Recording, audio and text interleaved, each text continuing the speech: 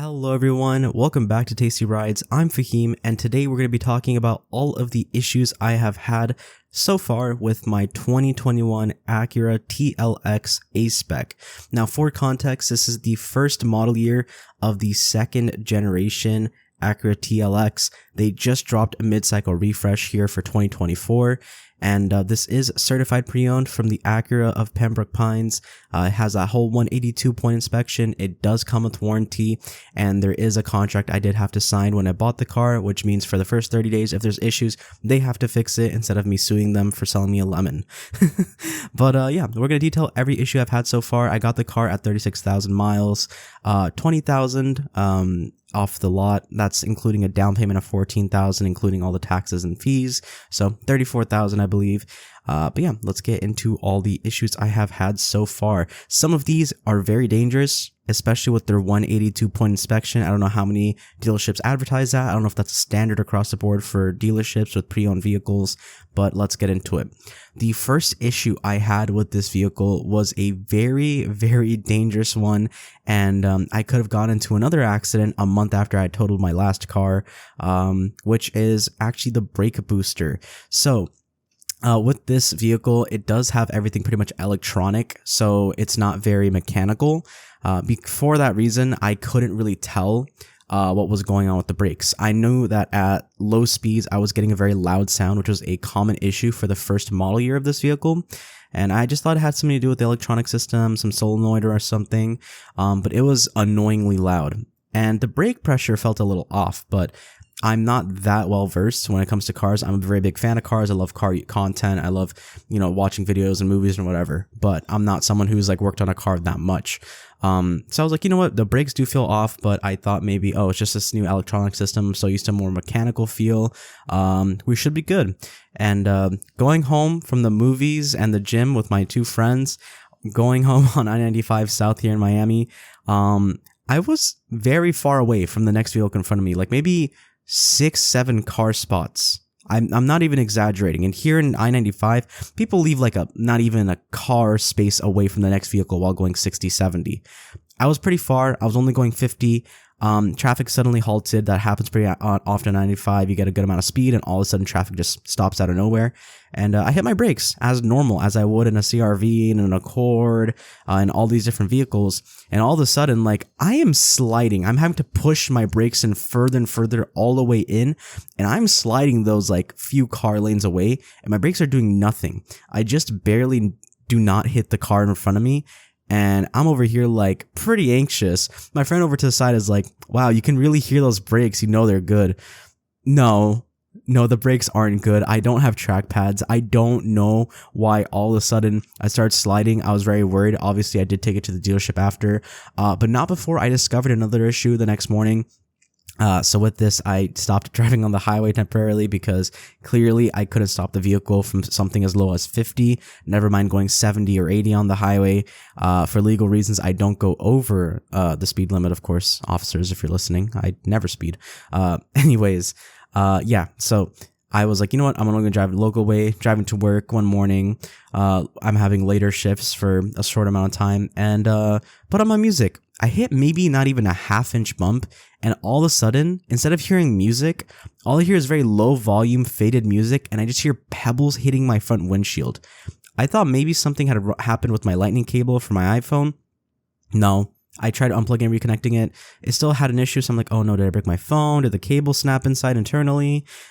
Which I highly doubted because it's an anchor cable. Those things are impossible to destroy. And I'm like, okay, let me try SiriusXM because it comes with a free trial like pretty much every other car, even if it's pre-owned. And no, it's still not working. It's like very low volume. It cuts in and out. I'm like, what the fuck happened? I literally just bought this car. And when I looked it up, apparently this is a common issue, of course, again, for the 2021 model year. Always when you're buying a new generation vehicle and it's a first model year, especially if you're getting one of the first vehicles that came off the lot, you're probably going to be susceptible to a bunch of issues. That's just what's going to happen. So I often recommend, wait till the second, third model year. If you're on the last model year of that generation, you're going to have the most refined version of that car. Now, whether you want the car after it more, that's up to you, but having the last year of a generation is a lot of the time a really great thing. But yeah, so apparently with this car and many other cars actually, there's a connector called the FARCA connector, which goes into the tuner box of the car. And as far as I understand, this is more on like more expensive audio systems. I'm not sure. I could be wrong. Maybe it is like a more of a universal connector. It's just not everyone uses it yet. But it's a very sensitive connector. Because if you have the cables too tight, like too perfectly length, there's not a bit of slack in that cable run. Those connectors actually get very high amount of tension, and they just kind of like wiggle out or snap or break or something like that. And this car does have a pretty expensive audio system, or I'm not sure if it's expensive, but it's a really good audio system. It's the 17 speaker ELS Studio audio system, and it sounds fantastic. I'm telling you, one of the best audio systems in any car, like period. It sounds fantastic. And on the MDX, you get an 18 speaker audio system. And I do believe in the future they might be dropping ELS on the next generation. They could be going to Bose or something, which I would not be a big fan of. So do make sure to look out for that. Bose still makes some, okay audio, but ELS is fantastic. But yeah, I'm guessing the FARCA connector got messed up, and I showed to the dealership guy along with the brake issue. They had to back order a brake booster, a new one, even though 182-point inspection, I don't know what they tested, but definitely wasn't the brakes, which are like the most crucial part of the car. Because it's not speeding that kills you, it's the braking, and if you can't brake in time, that's what's gonna happen. You'll end up in an accident. And I'm very lucky, because I would have not been able to take that after just totaling the previous car. My insurance would have just dropped me at that point. But yeah, it was that was a very big scary moment. And the cable one, they just ran a new cable that had a bit of slack in it, so there's not much tension on the cable. I do still believe the audio doesn't sound the exact same as when I first bought the car. However, I do use Spotify, and I don't download music to my phone because it's only a 128 gig, and I have a lot of apps for work, for social, for whatever. And I'll take a lot of pictures and photos. Even with my iCloud storage, I don't have that much storage to be downloading music to my phone, and my music choice changes from time to time. I'll go from rap to rock, to pop, to freaking Brazilian funk, to Japanese music, to Russian hard bass or hard bass. And yeah, I can't download all that music. And Spotify doesn't have the highest audio quality. You do have Apple Music, which I do have a subscription to. That doesn't really work well. I'm guessing because the audio quality is better. Like, it really tests my 5G connection and realizes it's not actually that great. But yeah, I have had an issue where it just doesn't sound right. It doesn't sound as good. It feels a bit more tinny, a bit more noisy. If I do go to the dealership, I will bring it up. But yeah, audio system, not as great. The brakes work fantastic. The first day or two, the brakes felt weird. So maybe there was air or something in the brake lines. I don't know if that can really clear through just using the brakes, or maybe just the brakes weren't, ran through. And I know you have to spend some time running through the brakes after you just, you redo them, or you rerun the lines, or you redo the brake fluid when you flush it. So maybe it's just not settled yet, but it feels fantastic now. I'm pretty happy with it. I do want to do a big brake upgrade. I want to get the Type S brakes, which are some Brembo brakes. Front are 6-piston brakes, Brembo. So I will be doing that in the future, just not at the moment, but I do want to get bigger, more stronger brakes, and do want to change my wheels and tires, and there's a lot I want to do. I'll be dropping a video here soon, so make sure to turn on notifications so you can hear about everything I'm going to be doing to the car, because it's a whole lot. Like, it's going to be a lot. The next few issues are more minor. However, I wish I didn't really have these issues, because it's like, I'll go to the dealership. I can take it to another shop, but I have warranty is the thing. It's just the dealership is really far away from my home. I live in Miami, around Miami, and it's in Pembroke Pines. So if you're a local, you get it. With traffic, it's annoying. It's not really that far, it's just annoying. The next issue, which I've been having pretty consistently, is the gas meter. Is that the right word? It's the gas reading on how much my tank has. I can fill up my tank and it won't update until I've been driving for a long time. Then it'll say it's full, but I've definitely burnt enough fuel for it to not be full. I mean, recently I did go up to Satellite Beach, which is east of Orlando, and it was for some business stuff, and I filled up my tank. It still said like I was at 12 out of 16 gallons, pretty much. Is I think the math on that, like it was 3/4, having a full tank. After I had driven 100 miles is when it updated and said my tank was full. And that's a pretty big issue. If you don't reset your tripometer for a trip A or trip B or whatever, every time you fill in your tank, like that could be a problem if your car is telling you you have a lot more gas than you actually have, and it can leave you stranded, especially if you're on a road trip. I always reset my trip A for every single drive I do. My trip B is just like after the first tank after I bought the car. I reset it one time on accident. But yeah, no, that's a big issue. It doesn't happen every time. I think I do have a bad habit, which I learned from my dad, which is when you fill the gas, you let it click once, right? Wait a bit, fill it again. There is some science behind like filling it a certain amount of clicks after sometimes for like specific, like if you want to get like a MPG reading or something. However, it's not good for the car as far as I understand. So you should always just let it click once and not fill it again. Unless you really want to overfill your tank, for whatever reason. It's not a smart habit. Is what I've seen online. But I'm not sure if there's like a sensor or something like that's like getting read wrong because it's getting filled too much, or if there's some other computer issues, because I've had back-to-back computer issues. I mean, I've told you the audio doesn't sound the same. The gas readings are off. And I did enter the dealership like diagnostic menu on the car itself. Obviously I can't read any of the codes. I'm going to have to see if I can find a way to find the code translations or something, or I'll just get like a little OBD2 reader or something like that. But it's filled with errors on there, which I don't know how normal or common that is, if they're just like dumb errors, but it's an issue. The next issue I have is also a minor issue, but it's extremely common again for the 2021 model year, the first year of the generation, which is so annoying. Like I really should have considered that when I was buying the car, but the price differences, it's like I might as well just, deal with some of the issues and just bring it to the dealership, get it all fixed at once. The puddle lights in the car. I had no clue I had puddle lights. I kept seeing videos of people talking about them having puddle lights with the A-Spec. I wasn't sure if there was an A-Spec with technology, because there's an A-Spec and technology package, and there's an A-Spec with technology package, I believe. I don't know what I have, but I didn't know I had puddle lights. I looked under the car like door, like when it was open, thinking that's where the light would be, but no, it's under the mirror cap. And yeah, it definitely doesn't work. I've never seen it on once. So that's something that's gonna have to get changed.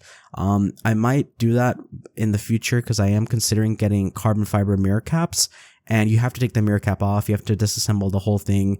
And at the same time, I can get like European style turning signals where they like strobe in one direction. I'm considering that. I'll have to do that to my rear taillights too, otherwise it'll just look weird. But yeah, that's something that's not too expensive to do. It's just time consuming, and it's very much possible for you to break the actual, side view mirror. Not too expensive, but again, just sounds like a pain. I don't want to really do that. But we'll see. Now, besides that, I don't know if I have an issue with the way the car is, switching through gears. It is a 10-speed, and I feel like when I'm at low speeds, it doesn't, downshift correctly. It goes a little too aggressively sometimes, and I did have for 2 weeks a loaner car, and I feel like it drove different. I'm not sure because it's been a really long time, but yeah, I'm not sure. That's something I'm gonna have to bring up to Acura, because I haven't driven another TLX besides one, and that was for like 2 weeks. So yeah, that's all the issues I've had with my car so far.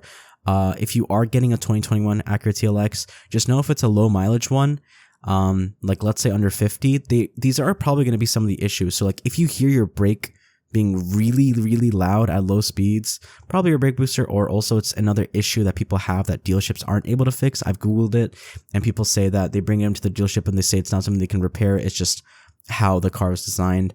Puddle lights also is a common issue. The audio system is a very common issue. The brake booster is a separate occasion. That was just my specialty that I didn't realize because I'm not that well versed in cars. But those are the more common issues that people have with the car. But yeah, that's everything I do have to say. If you are considering buying this car and you're in the market, I highly recommend, even if you're not in a snowy environment or a mountainous environment or go off-road, buy the SH all-wheel drive. The super handling all-wheel drive will change your life. I am telling you, it is amazing. It's like a proper torque vectoring system, I think what it's called. It can send 70% of the power to the rear and 100% to either of those wheels. And when you come around a corner, when you turn, if you just want to put a bit of power down, or even if you're normally driving, it's going to feel fantastic. Even down here in Florida, it'll feel amazing. I highly recommend spending that extra money. It's usually like a $2,000 difference. But yeah, I also believe you can get a A-Spec with technology, which comes with a, what do you call it? Adaptive damper system?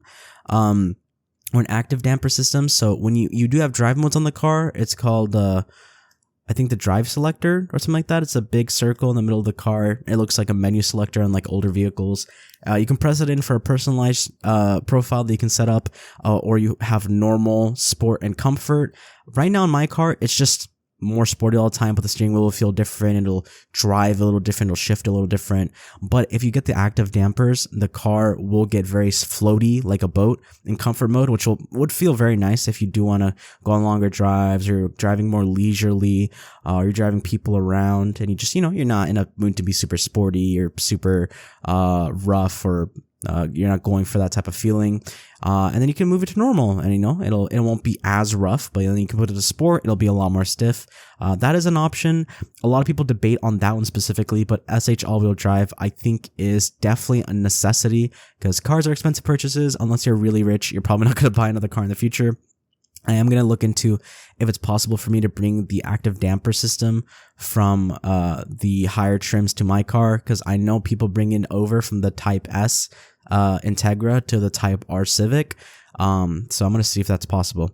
But that's everything. I hope you guys enjoyed the video. If you guys enjoyed the background footage, I was actually talking about this while driving the car, but I couldn't get my thoughts across. I'm still not used to driving while talking, so I hope you guys can bear with me with some voiceovers for the next few videos. But yeah, there's going to be a lot of cool content coming out soon. I just did an exhaust upgrade, a muffler delete, and the car sounds a lot louder and a lot more bassy, and it's just so awesome. So stay tuned for a few more videos, and I'll have some collaboration videos coming up with Demi Drifts and other creators. Follow, subscribe, turn notifications so you guys never miss a video. Follow our Instagram, that's at TMG Tasty Rides. And yeah, we have so much stuff coming up. Thank you guys. Love you all. Take care. And yeah, see ya.